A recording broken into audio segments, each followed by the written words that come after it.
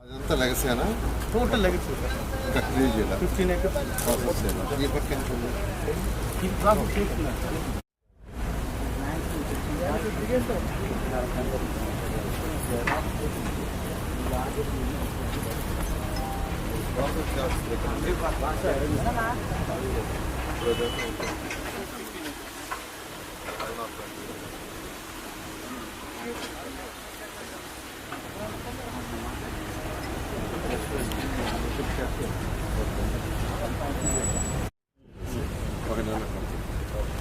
ఇది గ్రౌండ్ కింద శాండే కదా, మట్టే కదా?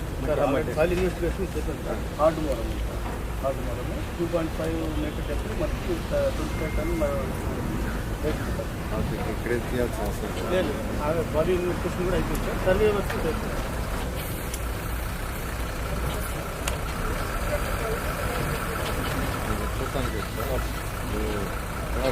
సార్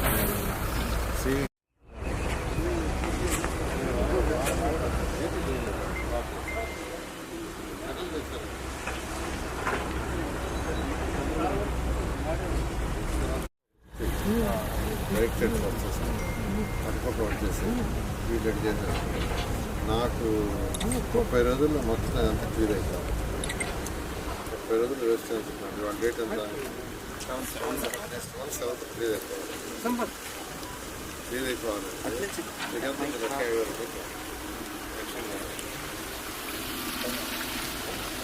30 రోజులు అంటే రోజు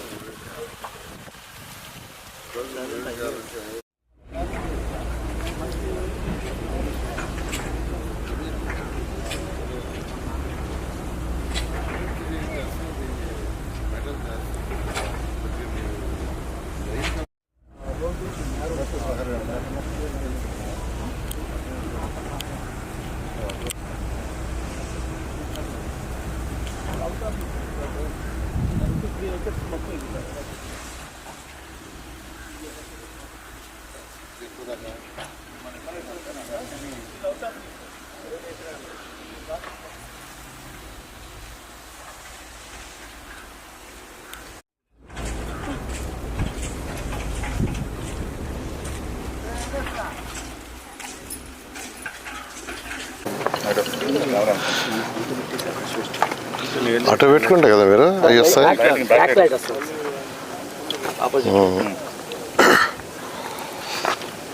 అందరికీ నమస్కారాలండి.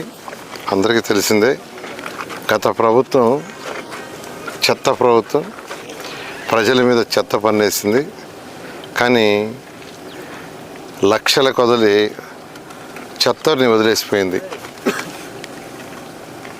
మొత్తం 153 లక్షల చెత్తని గత ప్రభుత్వం వదిలేసిపోయింది.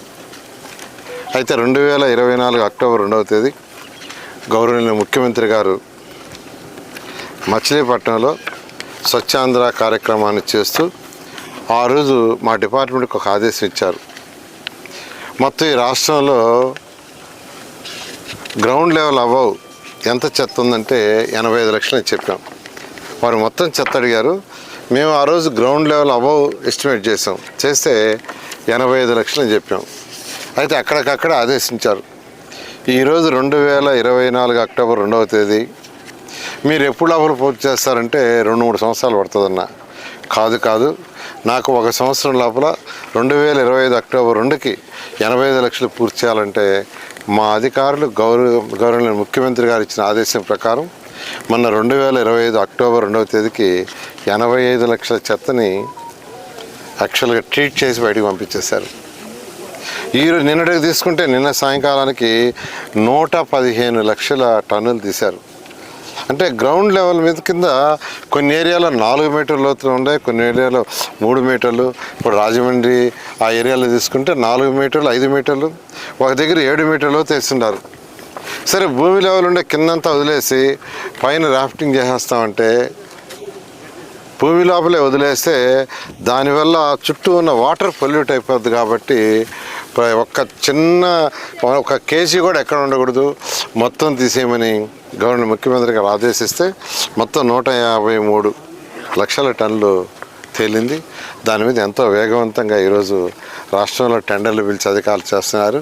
ఇవన్నీ కూడా వీలైనంత వరకు మే ఎండింగ్ మ్యాక్సిమం జూన్కి అయిపోయేటట్టుగా మళ్ళా వర్షాకాలం వచ్చేటట్టుగా లోపల అయ్యేటట్టుగా వర్క్ చేస్తున్నాం. ఈరోజు నెల్లూరులోని దొంతాల్ సైట్ని యాక్చువల్గా విజిట్ చేయడం జరిగింది.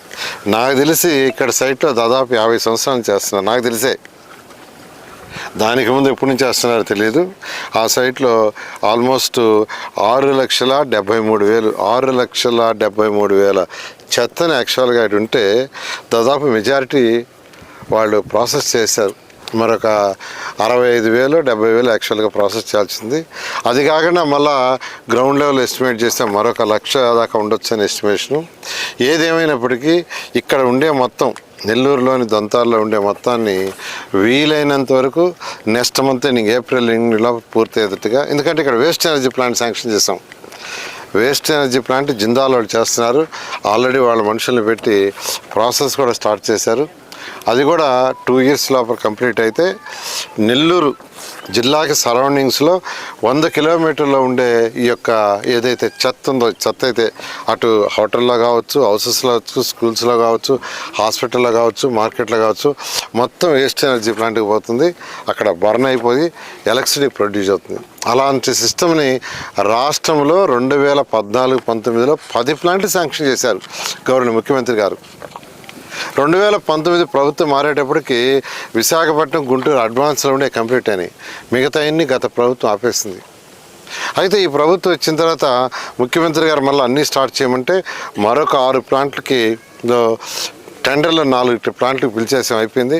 మరొక 2 ప్లాంట్లు కేంద్ర ప్రభుత్వం పంపించున్నాం, అటు విజయవాడ అండ్ తిరుపతి. ఆల్రెడీ గుంటూరులో ఒక ప్లాంట్ పెట్టాం, విజయవాడ గుంటూరుకి. అయితే ఎక్సెస్ అయిపోయినందువల్ల గుంటూరులోది విజయవాడలో మరొక ప్లాంట్ పెడుతున్నాం. ఏదేమైనప్పటికీ రాబోయే 2 సంవత్సరాల్లో ఈ రాష్ట్రంలో ఈ మొత్తం 8 ప్లాంట్ ద్వారా రోజు ప్రొడ్యూస్ అయ్యే 7,000 టన్నులు 6,500 టన్నులు బర్నే వీటి వెళ్ళిపోతుంది. ఆ విధంగా ప్లాన్ చేసాం. ఎందుకంటే డెవలప్డ్ కంట్రీస్ తీసుకుంటే అటు చైనా, జపాన్, సింగపూర్, మలేషియా తీసుకుంటే ఒక చైనాలో 1100 ప్లాంట్లు ఉన్నాయి, 1100 వేస్ట్ ఎనర్జీ ప్లాంట్స్. జపాన్లో 1000 ఉన్నాయి. అంటే డెవలప్డ్ కంట్రీస్లో already they are in advance. అందుకనే గవర్నమెంట్ ముఖ్యమంత్రి గారు ఇప్పుడు లేటెస్ట్ టెక్నాలజీని యూటిలైజ్ చేయమంటారు.